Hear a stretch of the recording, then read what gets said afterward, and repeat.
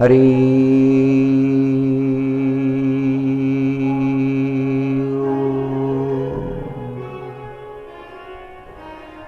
हरि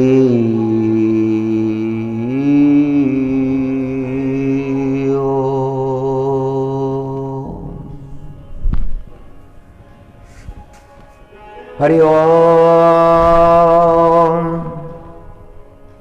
सहस्रशीर्षा पुरुषा सहस्राक्ष सहस्रपाद स भूमि विश्वतो वृत्वा तिष्ठदृशाङ्गुलम् पुरुषैवेदं सर्वं यद्भूतं यच्च भव्यम् उतामृतत्वशेषान् यदन्नेनातिरोहति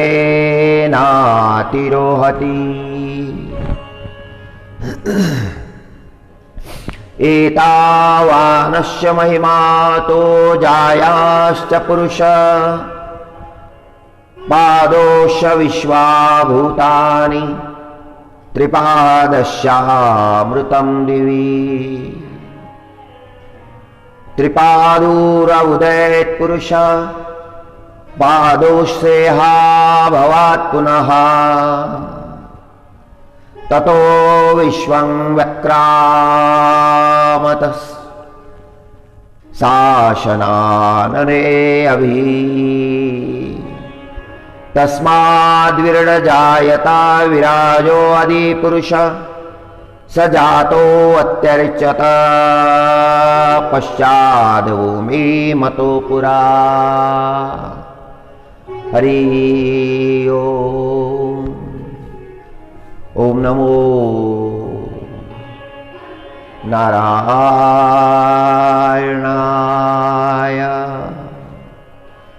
ओम नमो नारायण।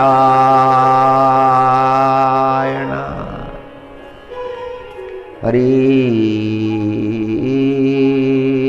हरि। आज आषाढ शुद्ध प्रतिपदा।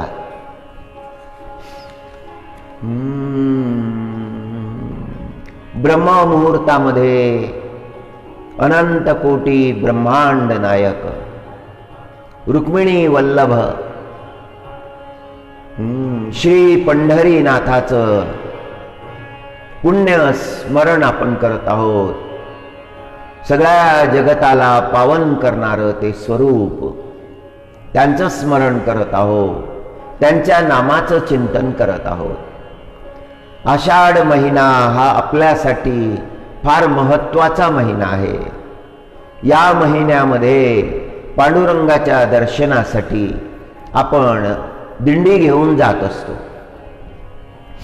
तशी दिंडी आपल्याला 2 वर्षापासून नेता आली नाही, पण मानसिक दिंडी आपल्याला मनानं पंढरपुरामध्ये जायचं आहे, पांडुरंगापर्यंत जायचं आहे, पांडुरंगाचं दर्शन घ्यायचं आहे।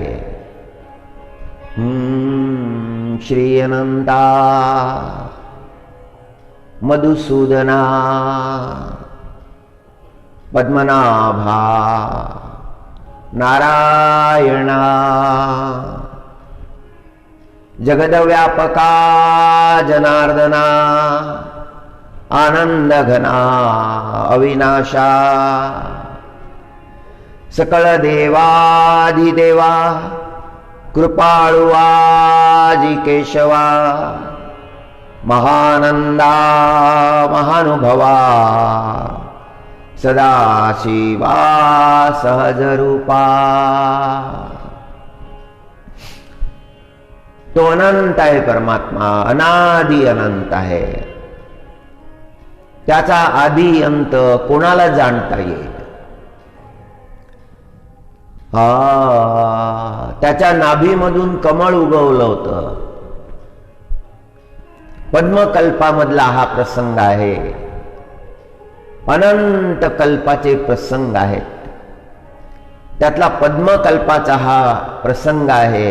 पद्मकल्पामध्ये त्या नारायणाच्या नाभीमधून कमळ उगवलं होतं आणि त्या कमळावर ब्रह्म प्रगट झाले होते. तेव्हापासून त्या परमात्म्याला नाम पडलं पद्मनाम.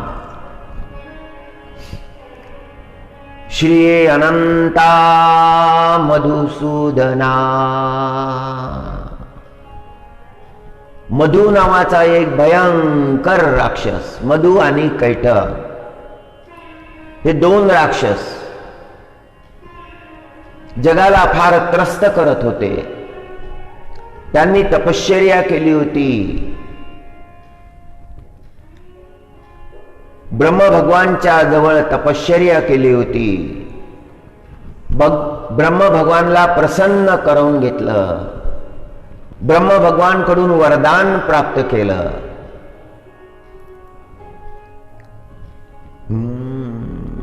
आम्हाला मृत्यू शुष्क स्थानी प्राप्त हो.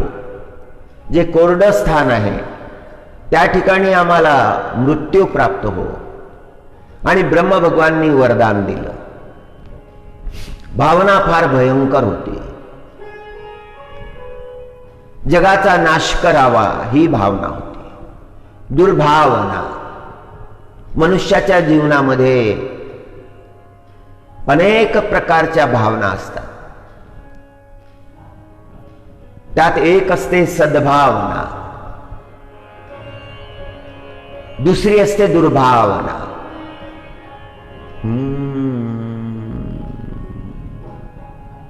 ज्याची जशी भावना असते त्याप्रमाणे त्या जीवाला प्राप्ती होते. ज्याच्या अंतःकरणामध्ये सद्भावना आहे, परमात्मा प्राप्तीची इच्छा आहे, परमात्मा दर्शनाची इच्छा आहे, ज्याची भावना शुद्ध झालेली आहे,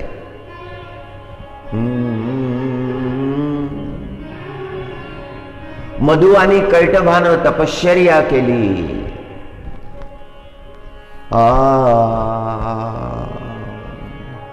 हरी हरी. ब्रह्म प्रसन्न झाले. हरी हरी.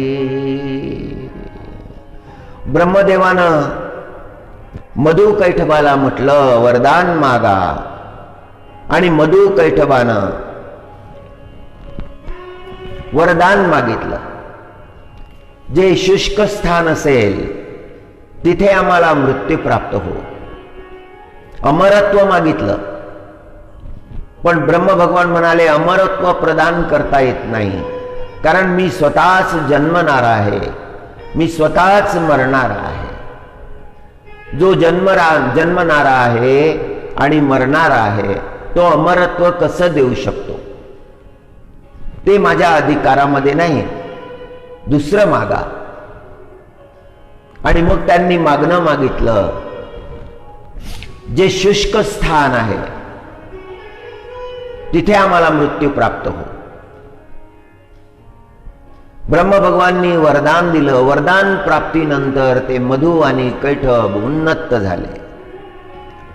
ओम हरी हरी.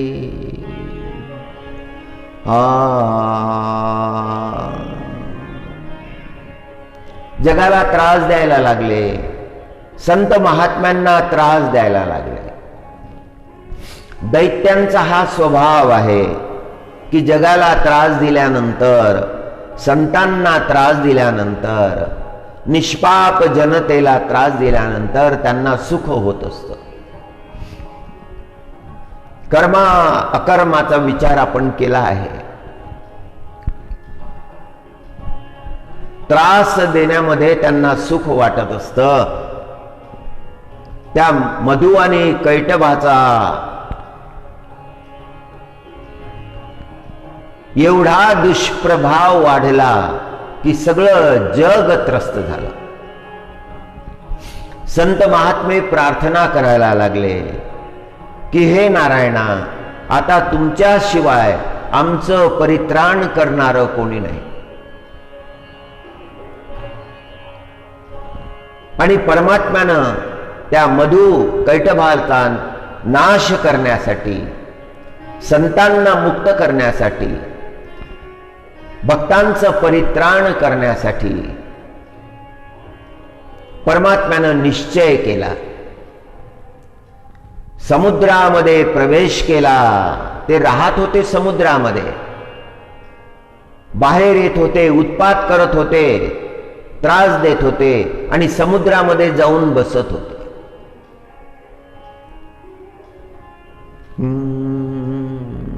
नारायण भगवानी शंख चक्र गदाधारी परमात्मा, भक्तवत्सल, करुणाकर, करुणा सागर, दीनबंधू, त्या परमात्म्यानं समुद्रामध्ये प्रवेश केला.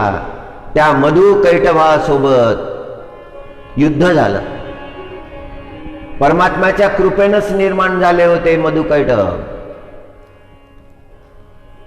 ज्याचा रंग सहदासारखा होता त्याला मधु म्हटलेला आहे, आणि ज्याचा रंग चांदीसारखा लखलखीत होता त्याला कैटभ म्हटलेला आहे, मधु कैटभ. परमात्म्याच्या कृपेनंच जन्मले होते, पण ते विसरले. अहमभाव निर्माण झाला की विसर पडतो. मधु कैटभाला विसर पडला आणि फार उत्पात, फार त्रास दिला, जगाला त्रस्त करून सोडलं. अगदी नाईलाज झालेला आहे. आणि मग त्या उन्मत्त मधु कैटभांच्या पारिपत्यासाठी भगवान पांडुरंगानं नारायण स्वरूप धारण करून त्या समुद्रामध्ये प्रवेश केला. आता तर गुणगान या 10 दिवसामध्ये विठ्ठल भगवान, श्री जगन्नाथ भगवानचं करायचं आहे. परमात्म्याची स्तुती करायची आहे, परमात्म्याच्या महिमेचं वर्णन करायचं आहे. हरी हरी. फार दिव्य मास आहे हा भक्तांसाठी, वारकऱ्यांसाठी हा मास तर वरदान आहे. वारकरी वाट पाहत असतात. ज्येष्ठ लागला की वारकऱ्यांना वेध लागतात आषाढाचे. गावोगावी भरतखंडाच्या कान्याकोपऱ्यामध्ये असलेले ते वैष्णव जन, ते भक्त पांडुरंगाच्या दर्शनासाठी आतुर होतात आणि जमेल त्या पद्धतीनं त्या पांडुरंगाच्या दर्शनाला ते निघून येतात. पायी चालत जातात. कुठल्याही प्रकारच्या अभावाची चिंता न करता, कुठलीच चिंता न करता पंढरीची वाट धरतात. 80 वर्षाचे म्हातारे सुद्धा असतात, त्याच्याही पेक्षा जास्त असतात. त्या पांडुरंगाची ओढ लागते. तो मायबाप आहे परमात्मा, फार कृपावंत आहे. ही ओढ फार अद्भुत आहे. त्या परमात्म्यानं नारायणाच्या स्वरूपामध्ये समुद्रामध्ये प्रवेश केला, मधु कैटभाचं पारिपत्य केलं. हरी हरी. पारिपत्य कसं केलं? युद्ध करत असताना ते अजय होते, जिंकता येत नव्हते.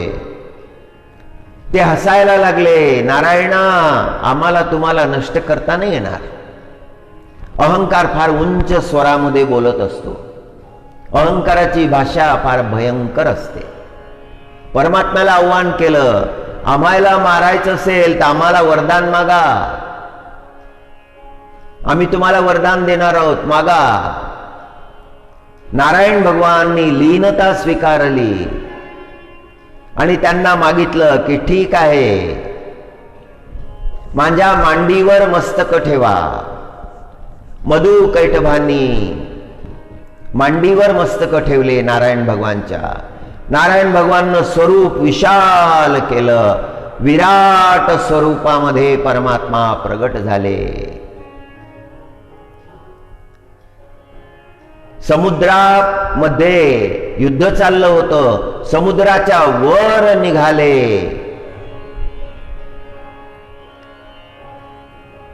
मांडीवर कोरडं स्थान निर्माण झालं आणि मग परमात्म्यानं सुदर्शन चालवलं आणि मधुकैटभाचा अंत केला. जगाला त्रस्त करणारे, संत महात्म्यांचा छळ करणारे ते मधुकैटभ नष्ट झाले. त्या परमात्म्यानं सगळं विश्व व्यापून टाकलं होतं, म्हणून त्या परमात्म्याला जगत व्यापका म्हटलं जगद्गुरु तुकाराम महाराजांनी. सगळ्या जगाचं पालन पोषण रक्षण करणारा आहे म्हणून जनार्दन आहे. आणि अनंत आनंद दाता आहे, आनंदाची प्राप्ती करून देणार आहे म्हणून आनंद घना. श्री अनंता, ज्याचा अंतपार नाही. मधुसूदना,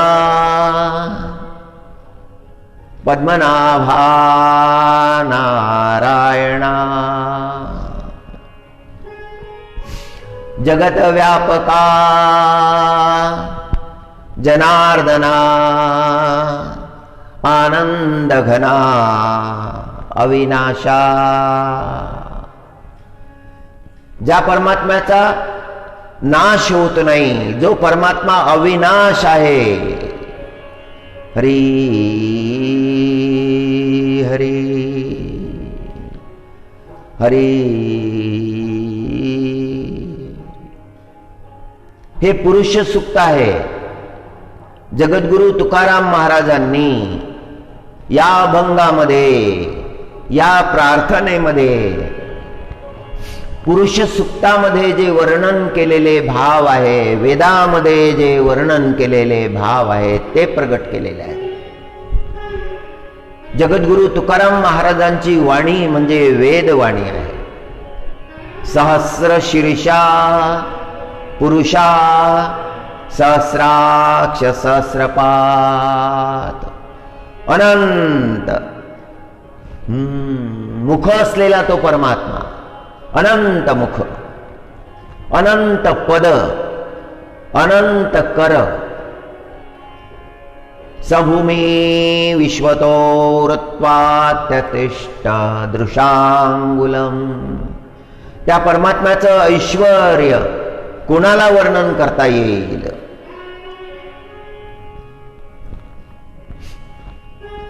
आणि ते ऐश्वर्य, वेदांचं ऐश्वर्य, वेदांमध्ये जो परमात्मा प्रगट झालेला आहे ते ऐश्वर्य महाराजांनी या अभंगामध्ये प्रगट केला आहे.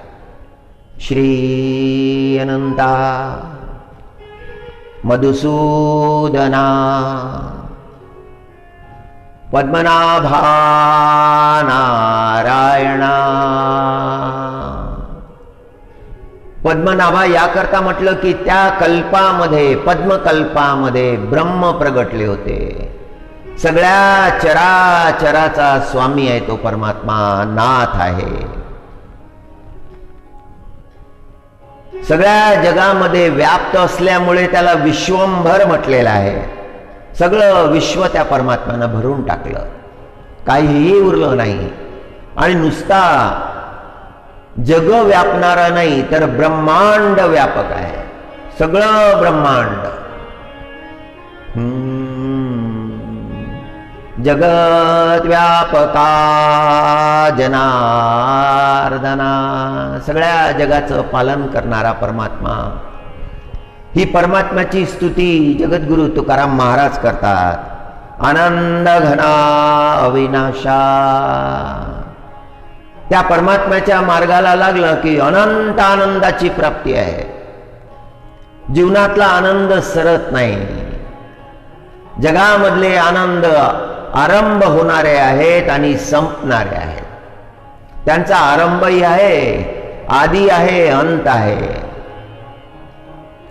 पण परमात्मा आनंद गहन आहे. तो आनंद कधी संपतच नाही. अविनाशा. हरी. सकळ देवाधिदेवा कृपाळू वाजी केशवा. सगळ्या देवांचा देव आहे.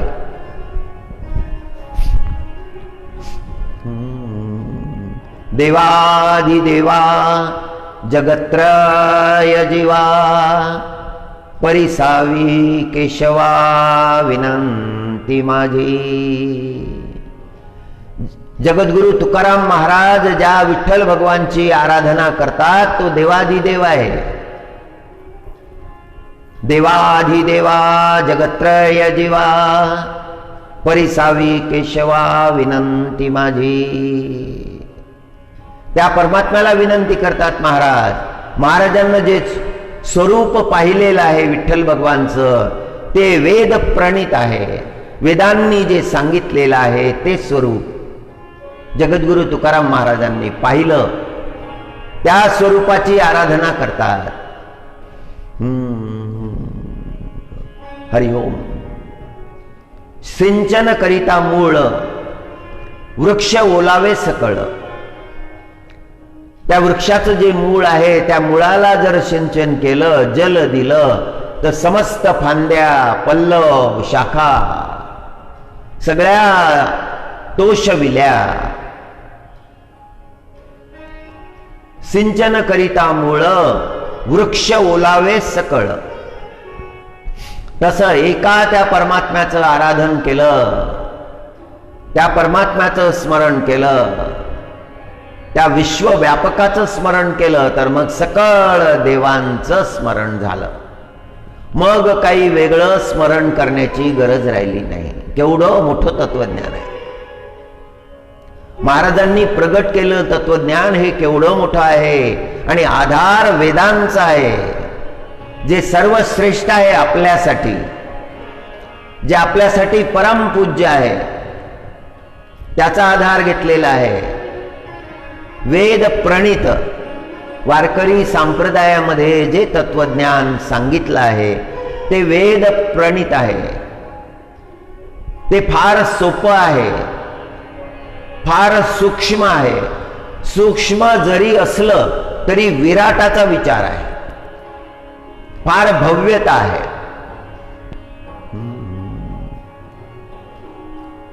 आमच्यावर कृपा मातोश्रीची झाली. अक्षय तृतीयेचा प्रसंग होता. अरुणाचलामधून गावी आगमन झालं होतं आणि अक्षय तृतीयेच्या दिवशी स्वयंपाक करत असताना फार मधुर स्वरामध्ये जन्मभर गायन तेच केलं होतं ना. परमार्थ काही 4-2 दिवसाचा नव्हता, बालपणापासूनचा परमार्थ होता. भगवत कृपेनं संगती खूप चांगली मिळाली होती. जरी दारिद्र्य होतं पण परमार्थाचा अभाव नव्हता. हरिपाठ कधी सुटला नाही. जन्मभर हरिपाठ. सुख असो दुःख असो कोणताही प्रसंग असो, माऊलीच्या ज्ञानेश्वरीचं पारायण अखंड चाललं.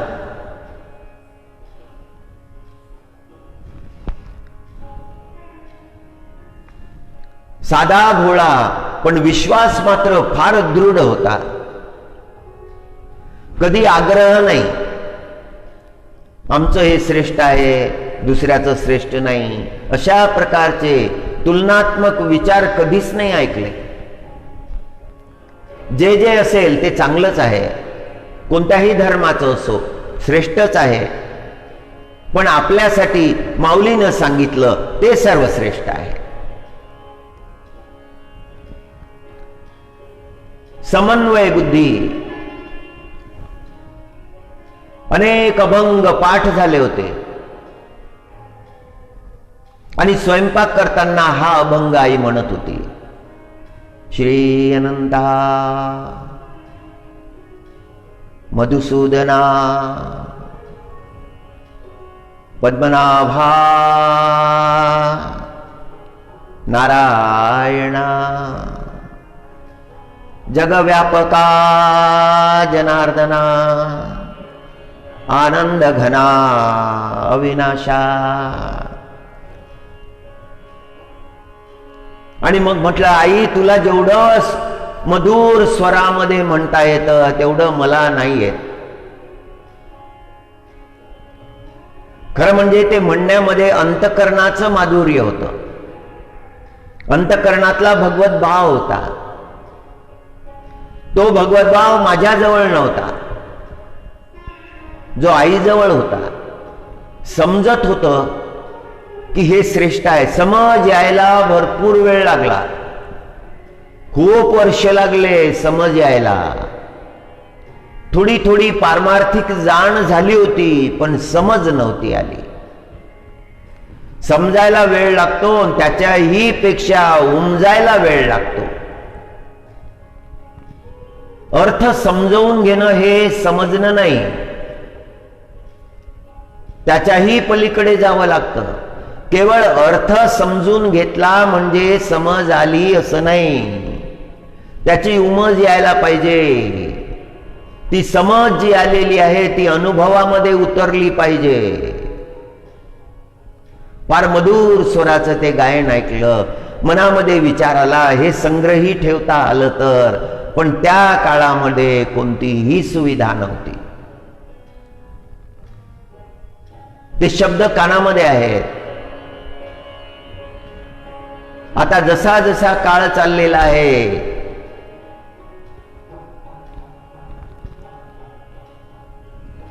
तसे तसे अर्थ उमलत आहेत. श्री अनंता मधुसूदना पद्मनाभा नारायणा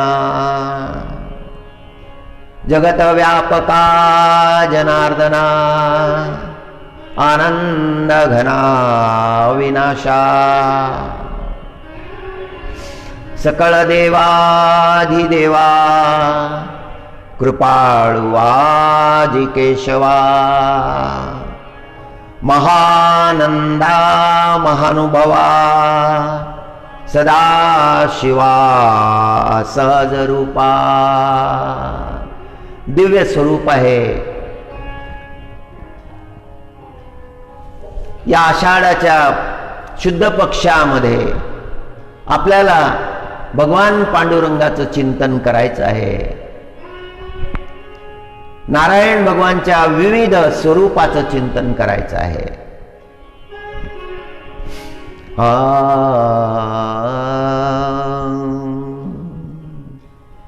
हरी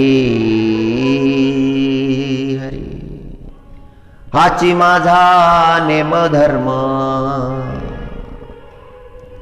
हाची माझा नेमधर्म मुखी विठोबाचे नाम. हेची माझी उपासना लागेन संतांच्या चरणा. हाची माझा नेमधर्म मुखी विठोबाचे नाम.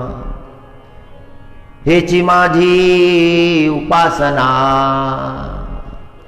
लागेन संतांच्या चरणा. एकदा नारद भगवान, भक्तीचे आचार्य आहेत नारद भगवान, जगामध्ये ज्यांनी भक्ती दृढ केली, वारकरी संप्रदायामध्ये ज्या भक्तीचं वर्णन आलेलं आहे ती भक्ती नारदी आहे. नारद भगवान जवळ वीणा असतो आणि दिंडीमध्ये वीण्याचं फार मोठं स्थान आहे. वीणा म्हणजे नाम, भगवन नाम, ते नारायणानं दिलेलं आहे म्हणून वीणा खाली नाही ठेवत.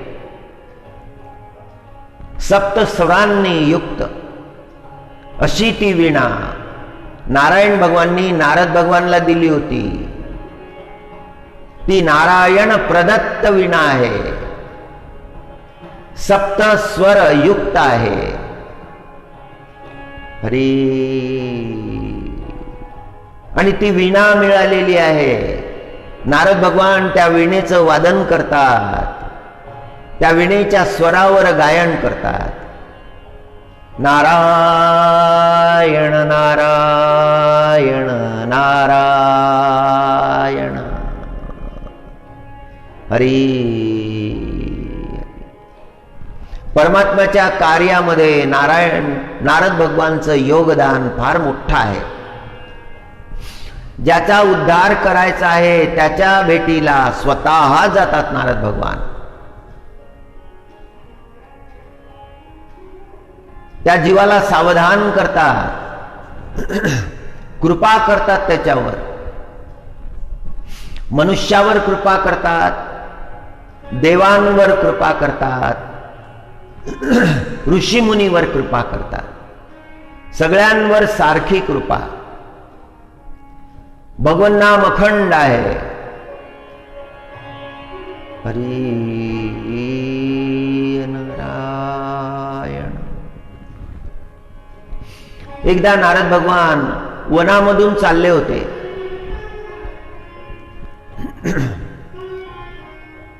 आणि एक भक्त मार्गामध्ये एका चिंचेच्या झाडाखाली आराधना करत होता. त्या भक्ताचं ओझरत लक्ष गेलं. नारद भगवान आले तर सुगंध यायला लागला. त्या भक्ताला असं वाटलं कोणीतरी संत महात्मा आहेत. भक्तानं हाक मारली, अहो स्वामी. नारद भगवाननी त्याच्याकडे पाहिलं तेव्हा त्याच्या लक्षात आलं हे तर नारद आहे,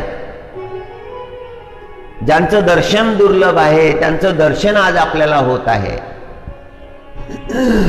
त्या भक्तानं तिथूनच दंडवत घातला, नारद भगवानच्या चरणी दंडवत घातला. नारद भगवान आले. हरी नारायण श्रीमन्नारायण श्रीमन्नारायण. त्या भक्ताने विचारलं की महाराज आपण नारद आहात का? नारद भगवानने उत्तर दिलं, होय, आज माझं मोठं भाग्य आहे, आज आपलं दर्शन झालं, फार मोठी कृपा झाली माझ्यावर. अंतकरणातला भाव फार सात्विक होता, शुद्ध होता. उपासना फार दीर्घ होती, अनंत काळाची उपासना होती. उपासना कोणाकोणाची फळाला येते. हरी व्यास देवाचा प्रसंग 2 दिवसापूर्वी आपण श्रवण केला. 12 वर्ष पहिल्यांदा त्यांनी गोवर्धन परिक्रमा केली. दुसऱ्यांदा पुन्हा गुरुनी पाठवलं, तिसऱ्यांदा पाठवलं. 36 वर्षाची गोवर्धन परिक्रमा झाली. केवढी मोठी उपासना, केवढं मोठं व्रत पूर्ण झालं. अशक्यप्राय गोष्टी आहेत ह्या. आणि कलियुगामध्ये हे घडलं. निष्ठा अनन्य होती म्हणून घडलं. निष्ठा ढळायला नको. निष्ठा ढळली की सगळं गेलं. आपल्या इष्टाबद्दल आपली निष्ठा कायम राहावी, तशी प्रार्थना करावी. हे परमात्मा, माझं हे मन तुमच्या चरणाजवळ राहो. तुमच्या चरणाजवळ हे मन कायम ठेवा.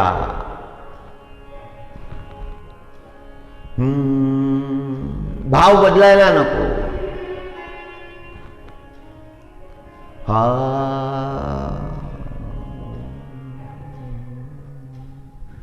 हाची माझा नेमधर्म, मुखी विठोबाचे नाम. हेची माझी उपासना, लागेन संतांच्या चरणा, हीच माझी उपासना आहे. संतांच्या चरणाला वंदन करील. त्या भक्तानं हाक मारली नारद भगवानला.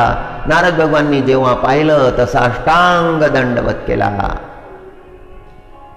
साष्टांग दंडवत म्हणजे पूर्ण समर्पण. पांडुरंगाच्या चरणी आपण करत असतो. पंढरपुरामध्ये गेलं, देवाचं दर्शन झालं की मग दंडवत घालतो. हे पांडुरंगा, क्षमा करा अपराध. अनंत अपराध घडलेले आहेत जीवनामध्ये. पंढरीच्या पांडुरंगाचं दर्शन म्हणजे साक्षात नारायणाचं दर्शन. युगायुगांचा तो परमात्मा, त्याचं दर्शन प्रगटले आहेत पांडुरंग. ते काही कोणी घडविले नाही. आपला विश्वास हा दृढ पाहिजे, आपली निष्ठा दृढ पाहिजे. त्या परमात्म्याला शरण गेलं की तो सगळं जीवन शुद्ध करून टाकतो. भावाचा प्रश्न आहे, भाव पूर्ण पाहिजे. पूर्ण भावानं त्या पांडुरंगाला शरण गेलं की मग सर्व शुद्धी प्राप्त झाल्या. हाच आपला नेम आहे, हाच आपला धर्म आहे. हाची माझा नेम धर्म, मुखी विठोबाचे नाम. त्या परमात्म्याचं नाम अतिशय सुंदर आहे. तो परमात्मा, ती सुंदरता सांगता येत नाही.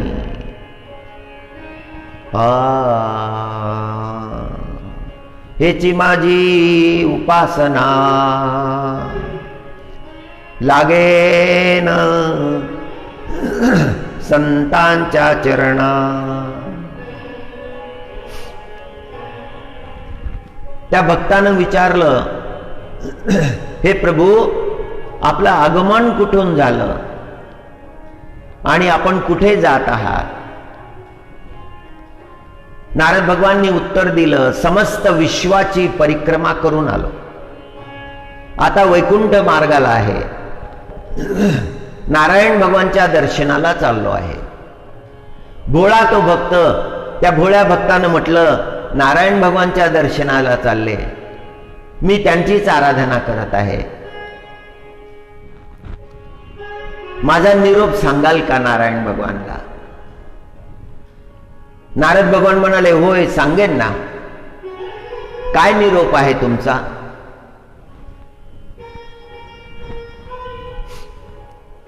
भक्त म्हणाला की भगवान नारायणाला विचारा की मला मुक्त कधी कराल?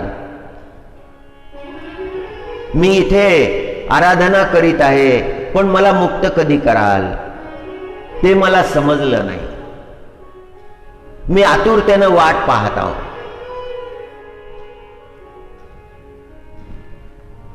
नारद भगवान वैकुंठ धामला गेले, नारायण भगवानचं दर्शन घेतलं, प्रभूच्या समोर हात जोडून उभे राहिले. नारायण भगवान म्हणाले, नारदा, काही प्रश्न आहे? नारद भगवान म्हणाले, होय प्रभू, मार्गामध्ये येत असताना भूतलावर एका चिंचेच्या झाडाखाली एक भक्त आपलं स्मरण करत आहे. त्याच्या जवळ गेल्यानंतर त्यांनी विनंती केली आहे की आपण त्याचं परित्राण कधी करणार, त्याला मुक्त कधी करणार? नारायण भगवान म्हणाले की अरे नारद, त्याच्या मुक्तीला तर भरपूर वेळ आहे, पण तो आतुरतेनं वाट पाहत आहे. त्याची माझी भेट झाली तर त्याला निरोप काय सांगू? नारायण भगवान म्हणाले, ज्या वृक्षाखाली तो बसलेला आहे त्या वृक्षाला जितके पानं आहेत तितक्या वर्षानंतर त्याची मुक्ती होईल. नारद भगवान म्हणाले, प्रभू ते झाड चिंचेचं आहे आणि चिंचेची पानं लहान लहान असतात आणि त्यांची गणना कोण करेल? नारद भगवान म्हणाले, हा एकच मार्ग आहे, तुमची भेट झाली तेव्हा तुम्ही सांगा.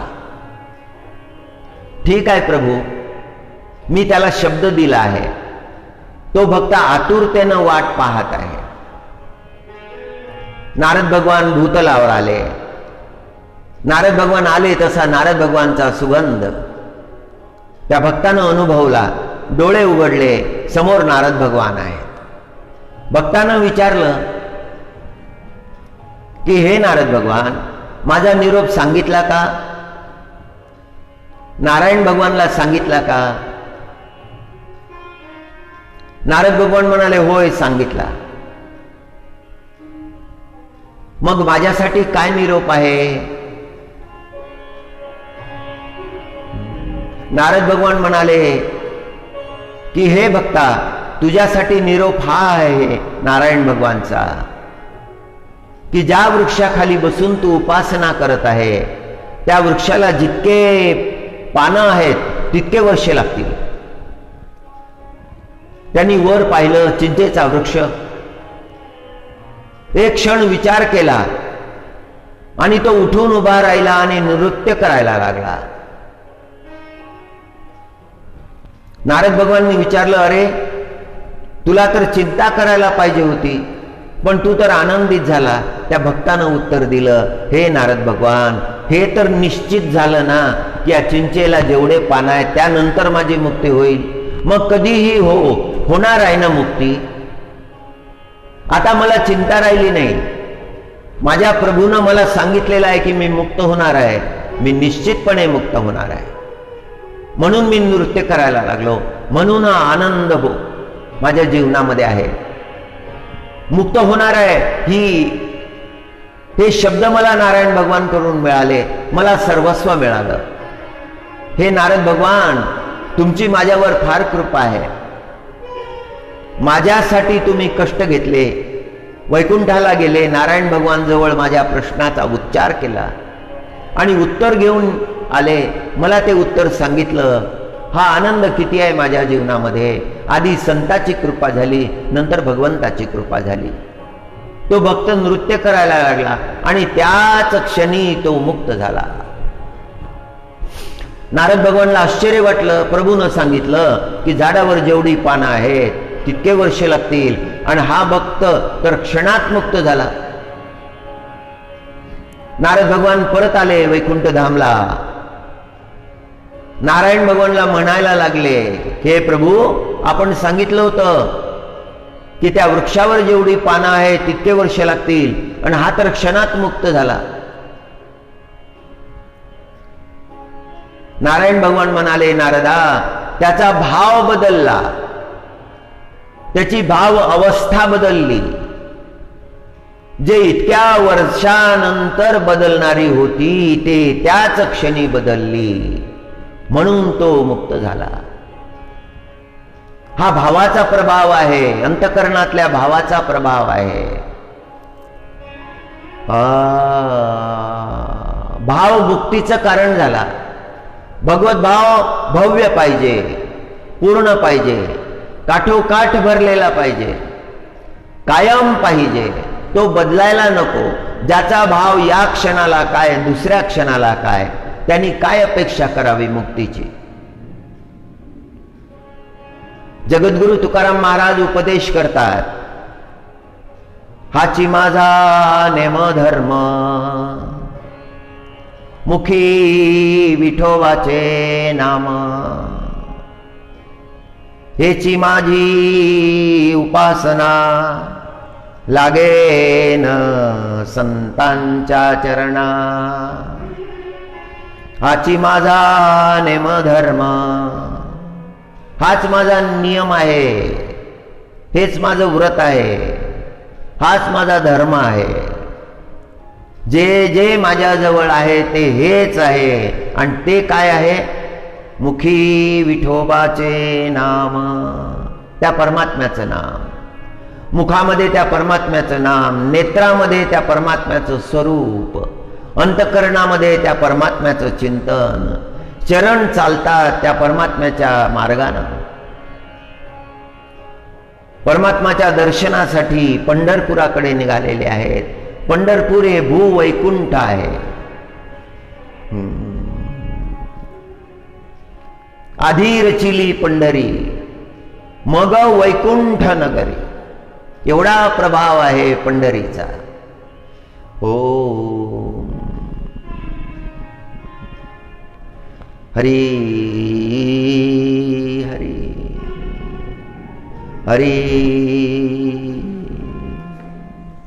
हरी नारायण.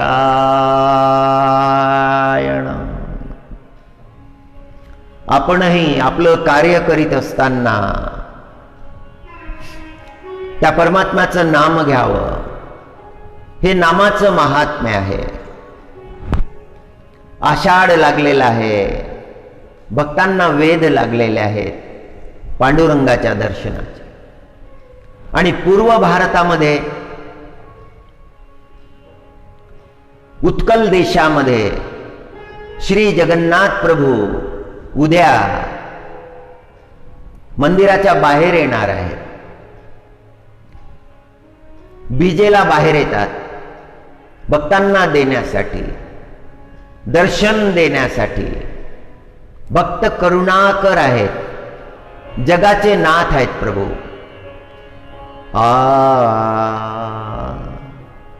श्रित कमला कुचमंडल. त्या परमात्म्याचं गुणगान करावं, एवढंच करावं, अखंड करावं. आपलं कार्य करत असताना करावं, जमेल तेवढं करावं. व्यर्थ गोष्टी टाळाव्या, ज्या टाळता येतात त्या टाळाव्या. हे श्रेष्ठ आहे. ही तपश्चर्येची ही तपश्चर्या आहे. श्रित कमला कुचमंडल द्रुत कुंडलये कलित ललित वनमाल. जय जय देव हरे. गीत गोविंदाचा श्लोक आहे. श्रित कमला कुच मंडल द्रुत कुंडलये कलित ललित वनमाल. जय जय देव हरे. जय जय देव हरे. हे परमात्मा, हे जगन्नाथ महाप्रभू, आमच्यावर कृपा करा. पंढरपुरामध्ये जे विठ्ठल स्वरूप आहे तेच जगन्नाथपुरीमध्ये जगन्नाथ आहेत, जगाचे नाथ.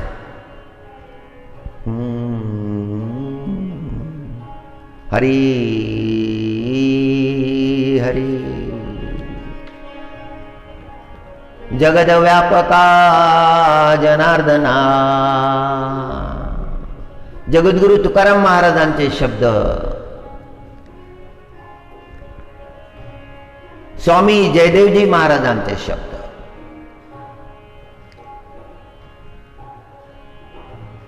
कलित ललित वनमाल. जय जय देव हरे.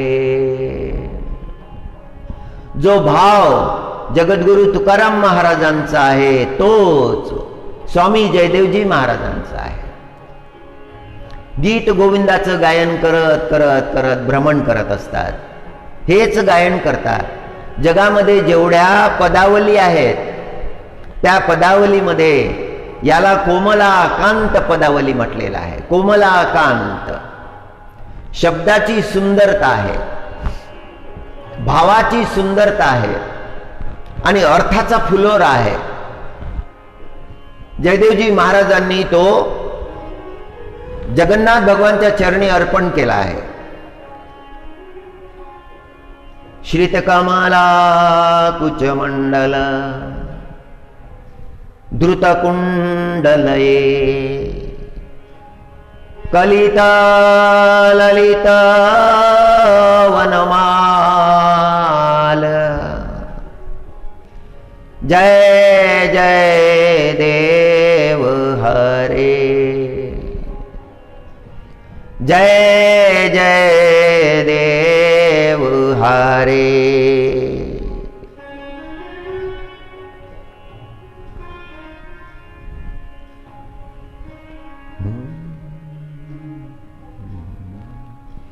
दीनमणि मंडल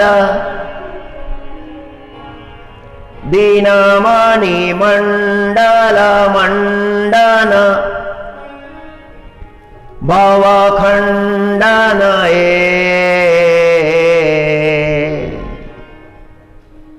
मुनि जन मानस हंस जय जय देव हरे जय जय देव हरे.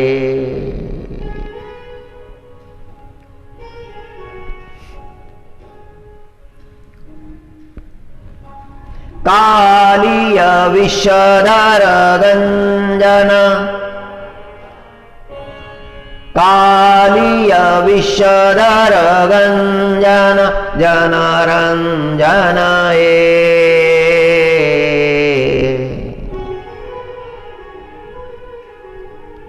यदुकुल नलिन दिनेश जय जय देव हरे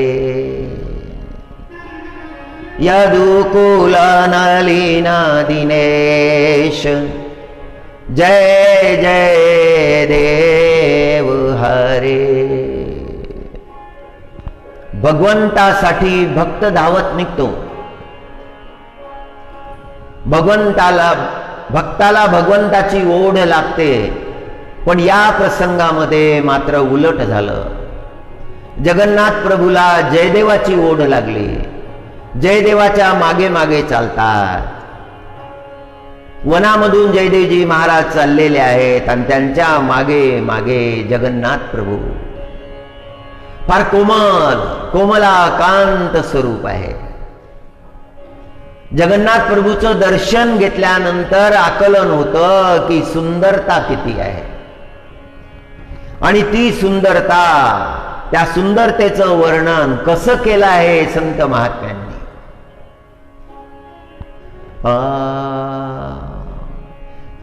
जयदेव महाप्रभू चाललेले आहेत. त्यांच्या मागे मागे जगन्नाथ महाप्रभू आहेत. अंगावर रेशमाचे वस्त्र आहेत. आजूबाजूला काट्यांची झुडपं आहेत. त्या झुडपांमध्ये ते वस्त्र अडकले आणि प्रभू कशाचीही पर्वा न करता जयदेवजी महाराजांच्या मागे मागे चाललेले आहे. ते वस्त्र फाटले.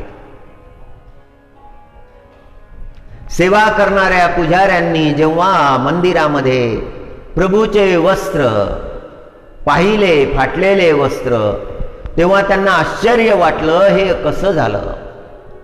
चढवले होते तेव्हा पूर्ण रूपानं,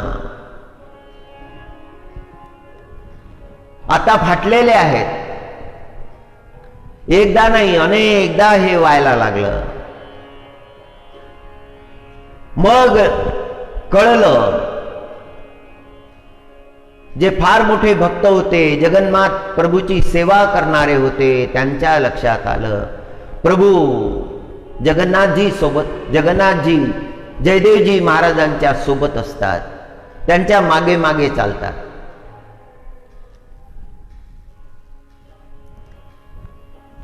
प्रभूची आराधना करतात जयदेवजी महाराज. फार मधुर भाव आहे. याचं गायन केलं पाहिजे. ही आरती आहे जगन्नाथ प्रभूची. ही आरती ऐकल्यानंतर जगन्नाथ प्रभूचं जागरण होतं, दर्शन मिळतं भक्तांना. जोपर्यंत हे म्हटलं जात नाही तोपर्यंत जगन्नाथ प्रभूचं दर्शन नाही. आणि हे म्हटल्यानंतर परमात्मा प्रसन्न होतात. संत महात्म्यांनी आपल्याला प्रार्थना दिल्या आहेत, त्या प्रार्थना आपण अंगीकाराव्या, त्या प्रार्थनांचं गायन करावं. त्या परमात्म्याला प्रसन्न करणाऱ्या आहेत. त्या प्रार्थनांचे भाव फार दिव्य आहेत. तसे भाव आपल्याला प्रगट करता येणं शक्य नाही. आपल्याला प्रार्थना सुद्धा करता येणार नाही. म्हणून संत महात्म्यांनी त्या प्रार्थना आपल्यासाठी आधीच करून ठेवलेल्या आहेत.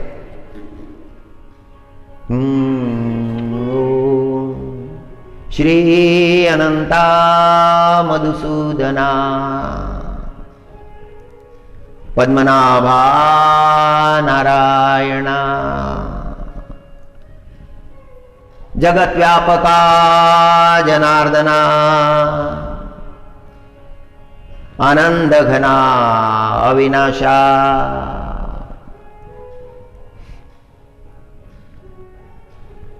सकळ देवाधिदेवा कृपाळुवा जी केशवा महानंदा महानुभवा सदाशिवा सहजरूपा. या प्रार्थनेमध्ये वेद आला आहे.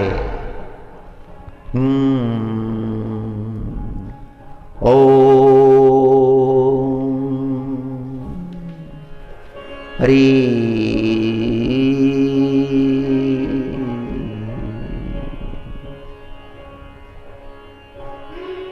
ओम सहस्रशीर्षा पुरुषा सहस्राक्ष सहस्रपाद सभूमि विश्वतो ऋत्वा आदित्या दृशांगुलम् पुरुष एवेदं सर्वं यदभूतं यच्च भव्यम् उतामृतत्वशेषान् यदन्नेनातिरोहति. श्री अनंता मधुसूदना पद्मनाभा नारायण जगद्व्यापका जनार्दना आनंदघना विनाशा. हरी श्रितकमला कुचमण्डल द्रुतकुण्डलये कलितललितवनमाल जय जय देव हरे. अशी भावना करायची की आपण विठ्ठल भगवान समोर उभे आहोत, आपणच आहोत आणि आपला परमात्मा आहे.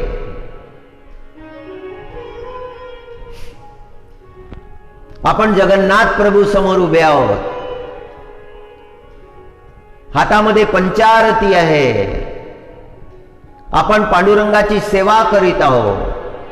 अशा प्रकारची आपली भाव अवस्था करायची.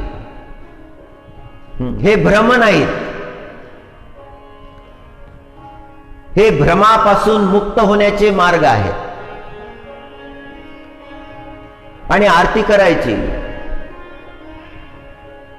श्रित कमला कुचमण्डल धृत कुण्डलये कलितललितवनमाल जय जय देव हरे. जय जय देव हरे. जय जय देव हरे. दीनमणि मंडल मंडन भवखंडन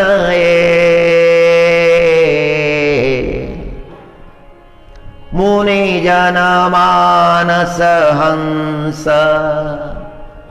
जय जय देव हरे जय जय देव हरे हरी।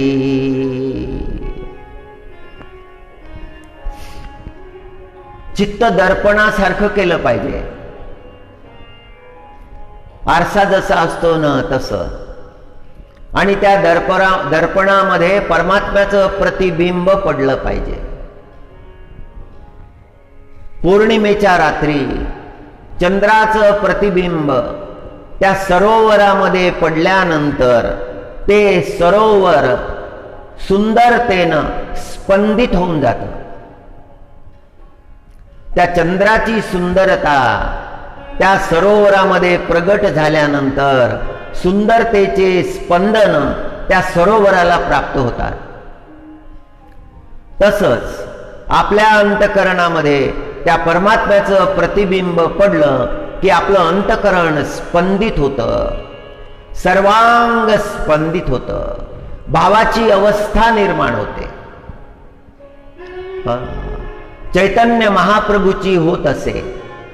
बंगालचे संत चैतन्य महाप्रभू फार दिव्य प्रभाव आहे. संत मालिकेमध्ये भक्तांमध्ये श्रेष्ठ नाम आहे. आणि बंगालमध्ये तर त्यांची उपासना प्रभू स्वरूपात होते. चैतन्य महाप्रभूचा प्रभाव सगळ्या जगामध्येच आहे. सगळ्या जगामध्ये भक्तीचं वैभव, भक्तीचं ऐश्वर्य चैतन्य महाप्रभूनं जगामध्ये प्रगट केलं. आज लाखो विदेशी नागरिक चैतन्य महाप्रभूंनी प्रगट केलेल्या भक्तीचा आनंद घेत आहे. युग गेले, काळ बराच निघून गेला, पण प्रभाव चैतन्य महाप्रभूचा वाढतच चालला आहे, वृद्धिंगत होत आहे.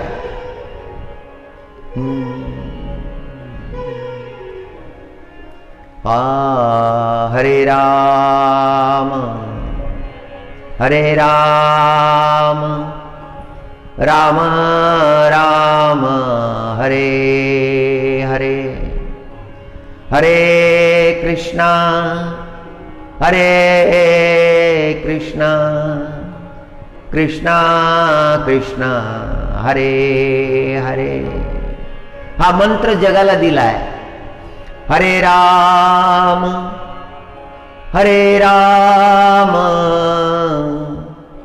राम राम हरे हरे हरे कृष्णा कृष्णा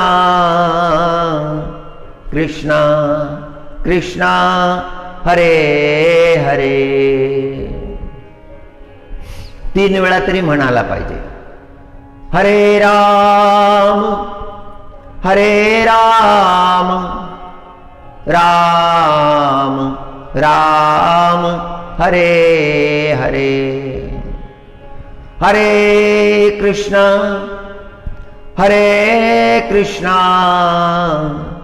कृष्णा कृष्णा हरे हरे.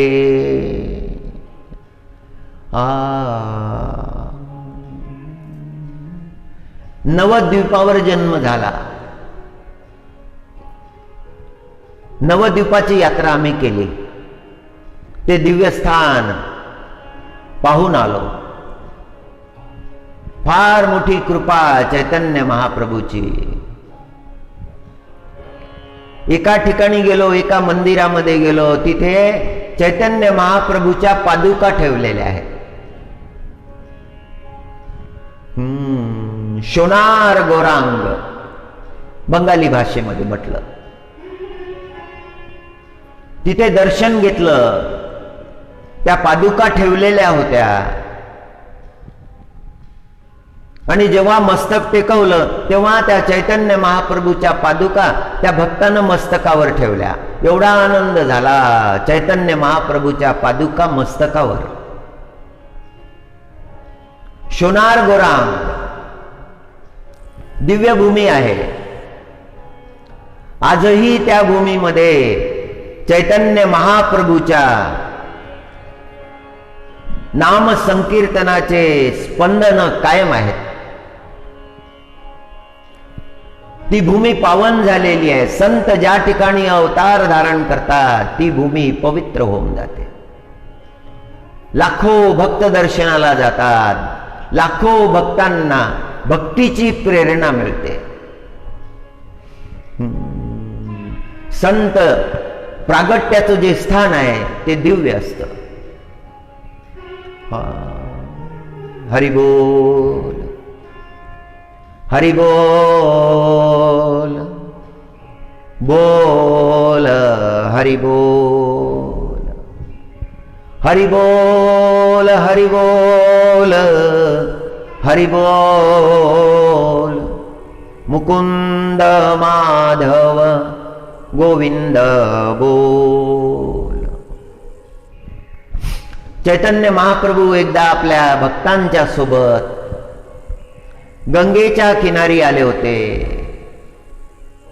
गंगा पार करायची होती.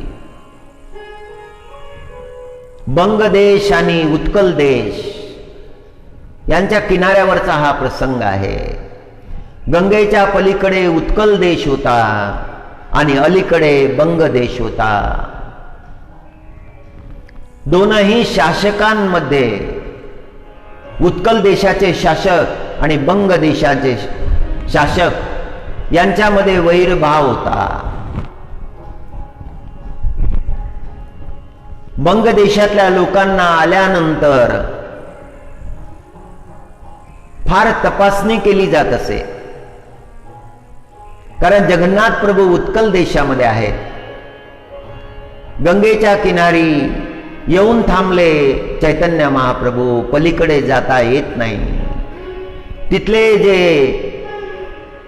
शासक होते त्यांचं नाव रामचंद्र. रामचंद्रनं पाहिलं चैतन्य महाप्रभूच्या दिव्य स्वरूपाकडे. यांच्या अंतःकरणातला भाव बदलला. त्यांच्याही कुळातले संस्कार श्रेष्ठ होते. काय सेवा करू विनंती केली. चैतन्य महाप्रभू म्हणाले, सेवा काहीही नको, आम्हाला गंगा पार करायची आहे, तेवढी परवानगी द्या. राजाचं भय होतं रामचंद्रच्या अंतःकरणामध्ये. पण निर्धार केला की जीवनामध्ये संत सेवेची संधी मिळालेली आहे, ती डावलायची नाही, ती सोडायची नाही. त्यामुळे आपल्या जीवनाचा उद्धार होईल. संत सेवेची संधी जर चालून आली, प्राप्त झाली, तर समजावं कृपा आहे परमात्म्याची. ज्यांनी ज्यांनी संत सेवा केलेली आहे ते धन्य झालेले आहेत. जगामध्ये त्यांचं नाव आजही कायम आहे. सर्व शुद्धी करणारी आहे संत सेवा, सकळ शुद्धी. रामचंद्रनं सेवा स्वीकारली आणि निश्चय केला, राजविरोध जरी असला तरी हे काम करायला पाहिजे. रात्रभर निद्रा नाही आली रामचंद्राला. नावेची व्यवस्था केली. चैतन्य महाप्रभूंनी गंगा पार केली. भक्तांनी गंगा पार केली. मार्गामधला जो अवरोध होता तो अवरोध दूर केला आणि पायी निघाले चैतन्य महाप्रभू जगन्नाथ प्रभूच्या दर्शनाला. जसं जसं ते पुरीधाम जवळ येत आहे तशी तशी आतुरता वाढतच चाललेली आहे. अंतःकरणातली आतुरता, कधी एकदा पुरीला पोचायचं आहे. हरी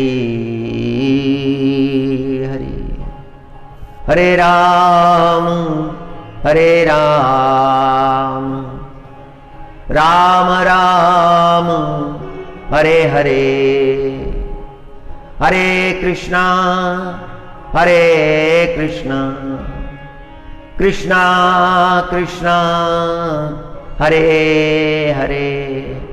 चैतन्य महाप्रभू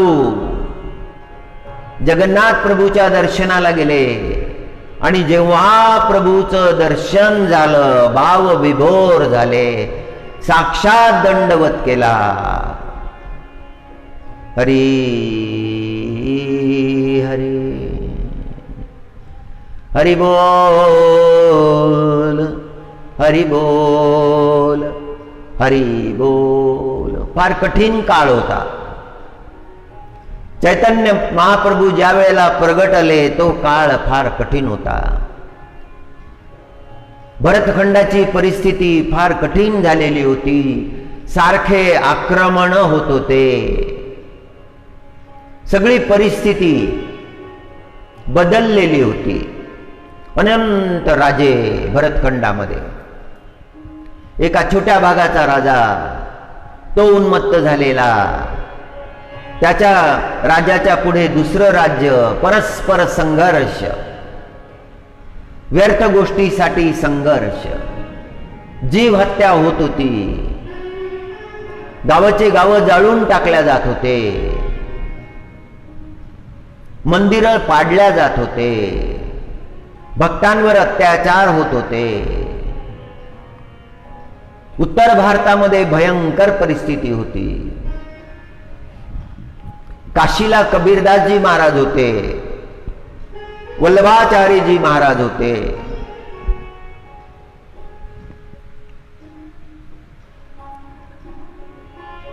सगळ्या दृष्टीनं समाजामध्ये उथल पुथल झाली होती, संघर्ष होता। धर्माची मूल्य क्षीण होत चालली होती। धर्मावरचा विश्वास उडत चालला होता। समाजाला मार्ग सापडत नव्हता। समाजाचा जो आधार आहे, जो तत्वाचा आधार आहे, तोच हलला होता। आणि अशा प्रसंगी चैतन्य महाप्रभूचा अवतार, प्रागट्य, संत महात्म्यांनी चैतन्य महाप्रभूला श्री राधाजीचा अवतार मानला आहे। श्रीकृष्ण आणि श्री राधा हे दोनही त्यांच्या स्वरूपात आहे। हरी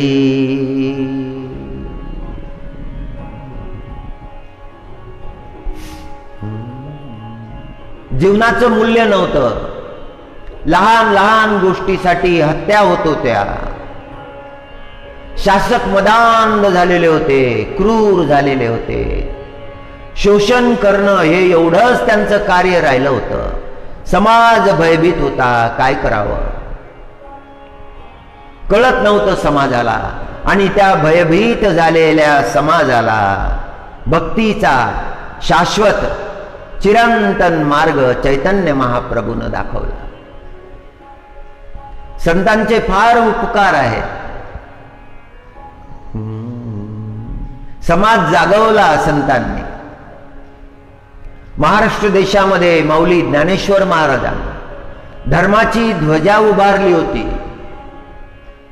जगद्गुरु शंकराचार्यजी महाराजांनी जे मूल्य प्रस्थापित केले होते त्या मूल्यांवरही आघात झालेले होते।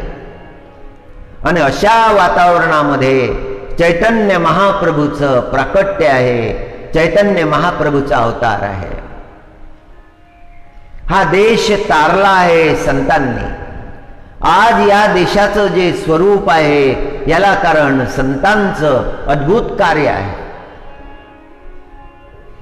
हरी हरी। संतांनी दिव्य संदेश दिला। चैतन्य महाप्रभूंनी जगन्नाथ प्रभूचं दर्शन घेतलं, कृतकृत्य झाले, जगन्नाथपुरीमध्ये निवास केला। जगन्नाथपुरीचे राजे श्री प्रताप रुद्रदेव हे चैतन्य महाप्रभूच्या स्वागताला आले। भाव लपत नव्हता, प्रभाव लपत नव्हता। चैतन्य महाप्रभूच्या चरित्राचा प्रकाश सगळ्या उत्कल देशामध्ये आणि बंगाल देशामध्ये पडायला लागला। ज्यांनी चैतन्य महाप्रभूचं दर्शन घेतलं ते बदलले, ते भक्त झाले. एवढा प्रभाव प्रगट झाला. चैतन्य महाप्रभू पंढरपूरलाही आले आणि जेव्हा पांडुरंगाचं स्वरूप पाहिलं तेव्हा दंडवत घातला पांडुरंगाच्या चरणी. हरी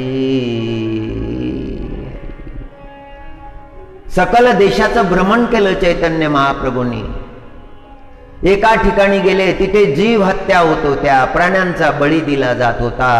अंतकरण कळवळलं, डोळ्यामधून गळगळा अश्रू वाहायला लागले. तिथल्या लोकांनी पाहिलं की हे परमात्म स्वरूप असलेले या ठिकाणी आज रडत आहे. सगळे समोर आले. महाराज, आपल्या डोळ्यामध्ये अश्रू, आपल्याला काय दुःख झालं? चैतन्य महाप्रभूने, हा प्रसंग महाराष्ट्र देशातला आहे. चैतन्य महाप्रभू म्हणाले की परमात्म्याची उपासना ही कशी उपासना करता? जीव हत्या करता, हे पाप आहे, हे करू नये. तो जीवही आपल्यासारखाच आहे, तुमच्या आपल्यासारखाच आहे. चैतन्य महाप्रभूंनी दिव्य उपदेश केला आणि त्या मंदिरातली ती जीव हत्या बंद झाली. आजही ती जीव हत्या तेथे नाही. ज्या ज्या ठिकाणी गेले त्या त्या ठिकाणी भक्ती रुजविली. हरे राम हरे राम हरे राम. विश्वाचा चालक सूत्रधारी एक, विज्ञान व्यापक ज्ञानगम्य, विश्वाचा चालक सूत्रधारी एक, विज्ञान व्यापक ज्ञानगम्य. तो परमात्मा विश्वाचा चालक आहे, सूत्रधार आहे. कलियुगाचा प्रभाव आहे, युगाचा प्रभाव. युग प्रभावे घटना घडत असतात. सत्ययुगामध्ये सगळे सत्यवादी आहेत, भगवंताचे भक्त आहेत. विश्वास फार मोठा आहे सत्ययुगामध्ये. त्रेतायुगामध्ये आसुरी प्रवृत्ती आहे, दुष्ट प्रवृत्ती प्रबल झाल्या, त्या भक्तांना त्रास द्यायला लागल्या. द्वापरामध्ये त्यांचा प्रचंड विस्तार झाला. सगळं जग त्यांनी आक्रांत करून टाकलं. जगाला सोडविण्यासाठी, जगदोद्धारासाठी श्रीकृष्ण परमात्म्यांनी अवतार धारण केला. हरी विश्वाचा चालक सूत्रधारी एक, एकच आहे तो परमात्मा. वेगवेगळे नाम आहेत त्या परमात्म्याचे, त्याचे काय एक नाम आहे? यशोदाजीला गर्गाचार्य म्हणाले होते. यशोदाजी म्हणाली गर्गाचार्यजी महाराजांना, महाराज जी नामकरण कीजिए, मेरे कन्हैया का नामकरण कीजिए. कन्हैया म्हटलं. नंदलाल का नामकरण किया गर्गाचार्य जी महाराज ने. इसका नाम कन्हैया, इसका नाम कृष्ण, इसका नाम मोहन, इसका नाम श्याम, इसका नाम श्याम सुंदर. अनंत नाम बताने लगे. यशोदा मैया कहने लगी कि महाराज जी ये नाम तो बहुत हो गए. और गर्गाचार्य जी महाराज कहने लगे कि हे यशोदा, इसके नाम अनंत है, सहस्रों नाम है और आज भी आप देखेंगे तो विष्णु सहस्र नाम, गोपाल सहस्र नाम, श्री कृष्ण सहस्र नाम, कई सहस्र नाम है, अनंत नाम है उस प्रभु के, लेकिन वो प्रभु एक है।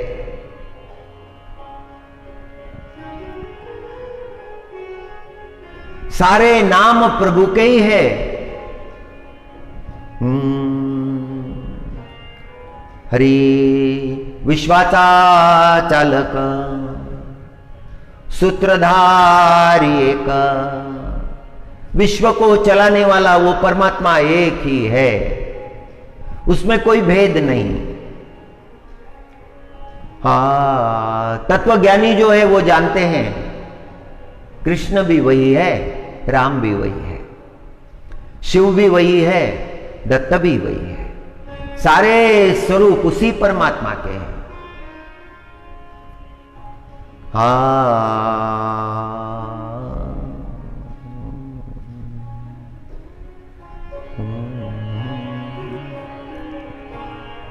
विश्वाचा चालक,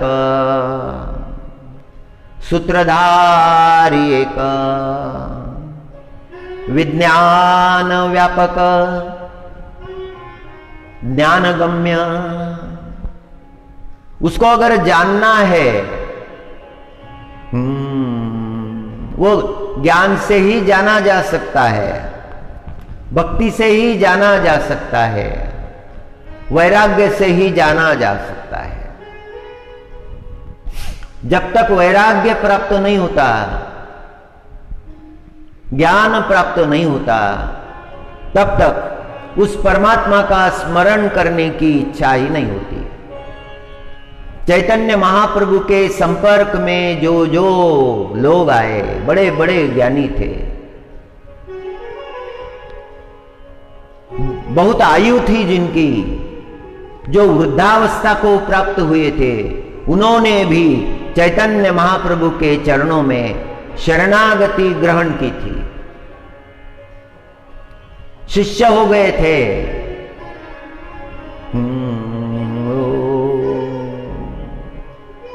विश्वाचा चालक, सूत्रधारी एक, विज्ञान व्यापक, ज्ञानगम्य। ज्ञान से जाना जा सकता है, भक्ति से जाना जा सकता है, वैराग्य से जाना जा सकता है।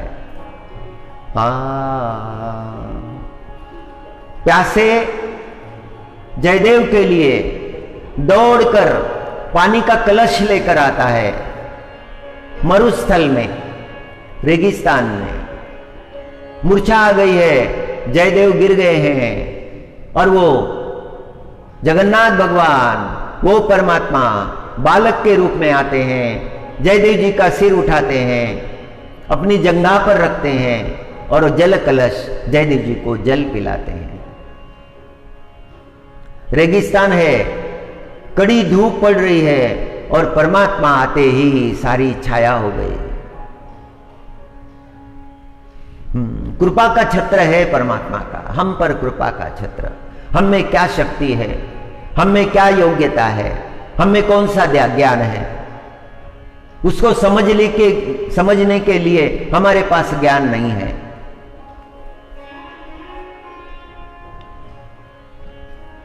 We do not have that sight.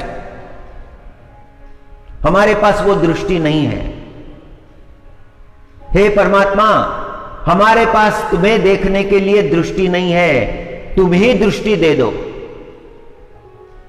तुम्हें देखने के लिए दृष्टि जो चाहिए वो तुम ही दे दो।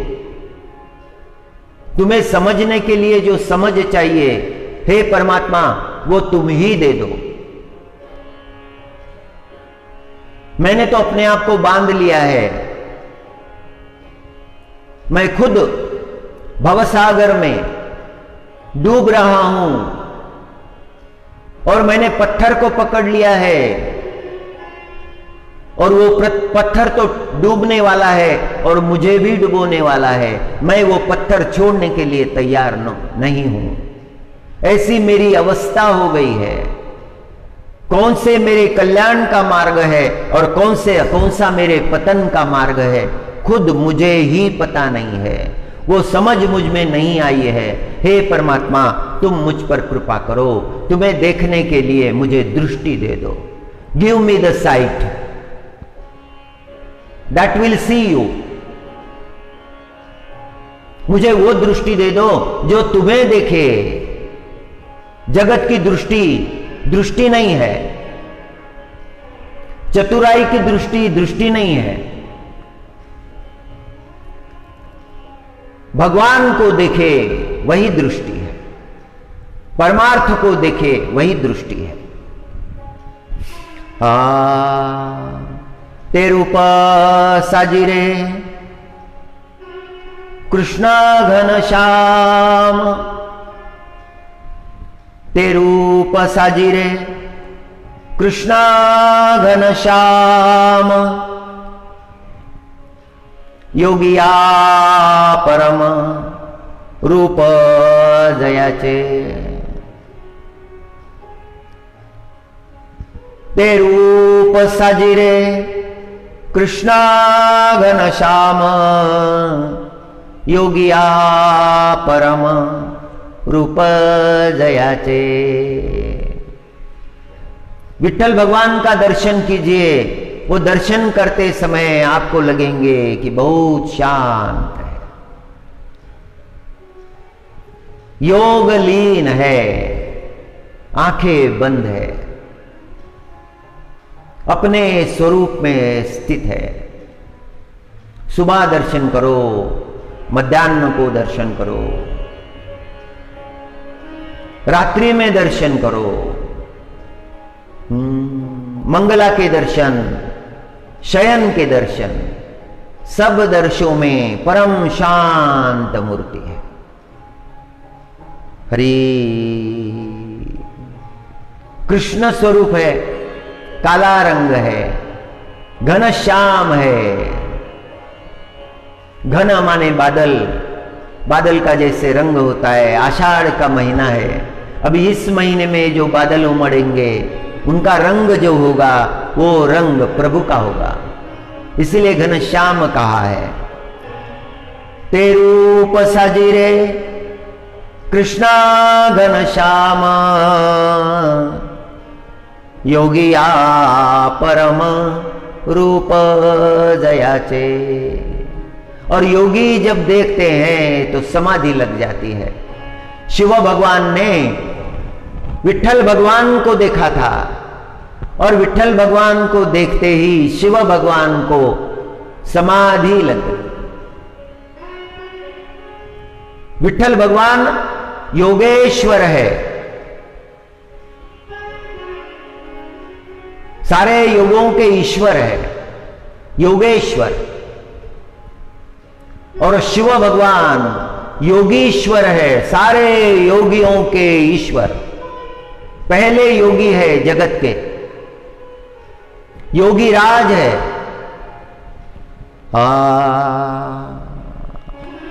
ते रूप साजिरे कृष्ण घन श्याम, योगिया परम रूप जयाचे।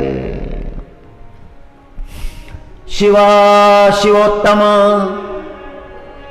नाम आत्मा राम,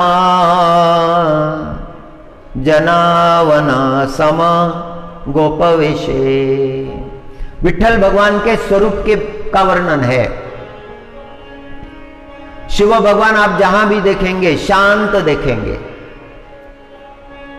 ध्यानस्थ है, आंखें बंद है, समाधि की मुद्रा में बैठे हुए हैं। योगियों के ईश्वर योगीराज ध्यानस्थ बैठे हुए हैं। सारा पावित्र्य, सारा मांगल्य उनके आसपास प्रकट हुआ है। जहां जहां शिव होते हैं वो स्थान मंगल होता है, परम मंगल होता है। शिवत्व वहां प्रकट हो जाता है। हरि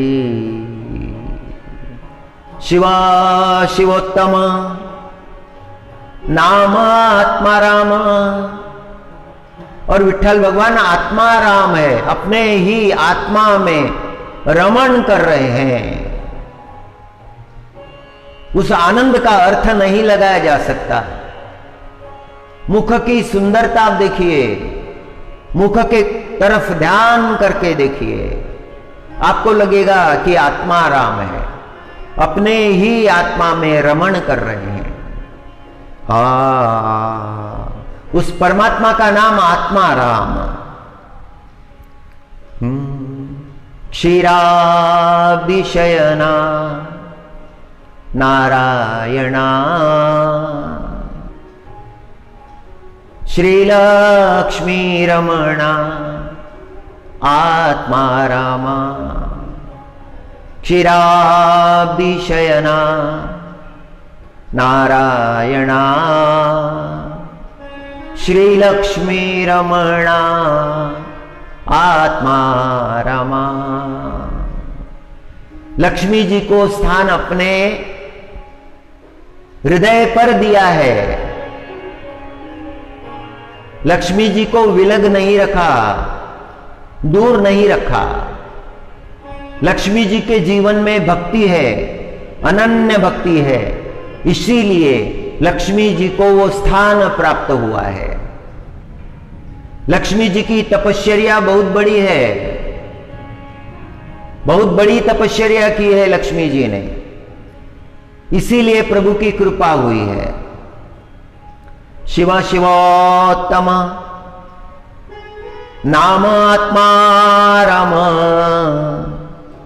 जनवन सम गोपवेशे। विठ्ठल भगवान ने जो वेश धारण किया है वो गोपवेश है। वृंदावन में जिस वेश को परमात्मा ने परिधान किया था वही वेश विठ्ठल भगवान का है, इसीलिए गोप वेश कहते हैं तुकाराम महाराज। जगत गुरु तुकाराम महाराज की दृष्टि दिव्य है। वो वृंदावन में जो प्रभु का स्वरूप था वो स्वरूप देखते हैं। ये अभंग जो है केवल 4 चरणों का है, लेकिन किंतु इन 4 चरणों के इस अभंग में भाव का विस्तार बहुत बड़ा है, अपने भाव का विस्तार। शिव शिवोत्तम नाम आत्मा राम जनवना समा गोपवेशे। जनवना सम गोपवेशे। हरि हरि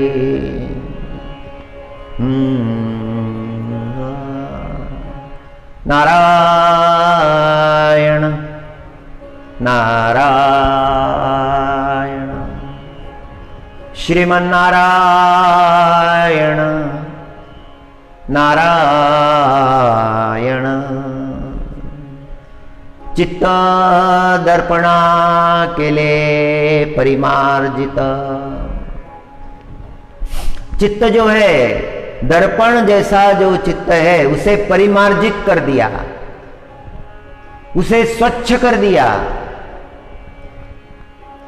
अपने अंतकरण में देखो तो अनंत प्रतिबिंब नजर आते हैं, नाना प्रतिबिंब। हरि जिनके बारे में चिंतन हुआ है वो प्रतिबिंब है, और जगत में रहकर जगत के ही प्रतिबिंब होंगे। चैतन्य महाप्रभु ने उपदेश किया है कि अपने चित्त दर्पण को परिमार्जित करना चाहिए, शुद्ध करना चाहिए। जगत के विचार छोड़ देने चाहिए, ये सभी के लिए है। संसार महादावानला केले शांत। संसार को महादावानल कहा, भयंकर अग्नि जो समुद्र में निर्माण होती है उसे दावानल कहते हैं, बड़ी प्रचंड होती है। अपने चित्त का दर्पण परिमार्जित कर दिया, शुद्ध कर दिया। अपने अंतकरण में जो तरंगे उठ रही थी, उत्ताल तरंगे, उनको भी शांत कर दिया। और परमात्मा जो आनंद स्वरूप है, उस परमात्मा को अंतकरण में धारण कर लिया। आंखों में परमात्मा, अंतकरण में परमात्मा, सर्वत्र परमात्मा। हरि हरि। जहां देखो वहां केवल परमात्मा, अन्य कुछ बचा ही नहीं। जिधर देखो उधर परमात्मा, अन्य कुछ बचा ही नहीं। श्री अनंता मधुसूदना पद्मनाभा नारायणा, जगद व्यापका जनार्दना, आनंद घना अविनाशा, सकल देवाधिदेवा कृपाळुवादि केशवा, महानंदा महानुभवा, सदाशिवा सहजरूपा,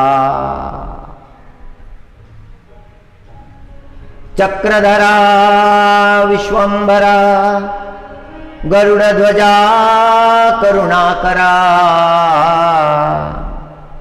सहस्रपादा सहस्रकरा, क्षीरसागरा शेषशयना, कमलनयना कमलापति, कामिनी मोहना मदनमूर्ति,